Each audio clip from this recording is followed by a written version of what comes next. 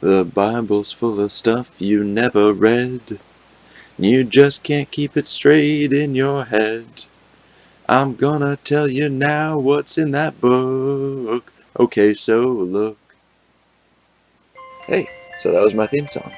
Maybe I'll keep it. Maybe I won't. Maybe I'll just get to reading the book. Let's do that.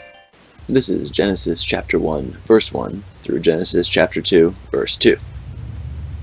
Alright, let's kick this off at the very start. It's not the best story in here, but it is the first, and it sets the scene for all the others.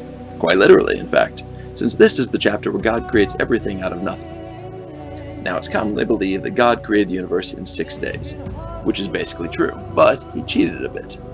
He laid out the groundwork before he created time, so making the heavens and the earth technically took no time at all. God doesn't get around to saying, "Let there be light," until the 3rd verse, and that's where the first day kicks off. Now, I'm not trying to trivialize the work of forming a planet and populating it with all the life forms it's going to need in 6 days. That's a pretty impressive achievement. I'm just pointing out that it took 6 days and a beginning of indeterminate length. So, on the first day, God just created the first day. It began with evening, so presumably he caught some sleep right after creating it, which is why nothing else got done. The next few days have steadily more tangible effects. He makes the sky on day 2, and then creates the land and covers it with plants on day 3.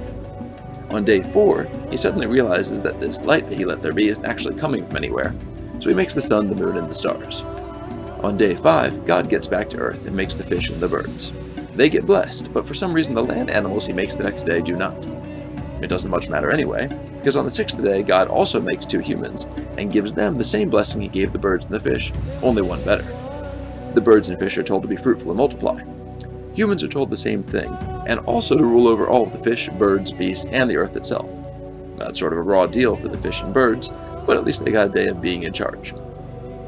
Interestingly, ruling over the animals doesn't seem to include eating them just yet. God tells the humans that they get all of the fruits and nuts for food, and that the animals get to eat all of the green plants. Presumably this was to help with the multiplication. After all, it's hard to be fruitful if you're eating your first day out. The plants don't get this consideration, but then again, they've already got a 3-day head start.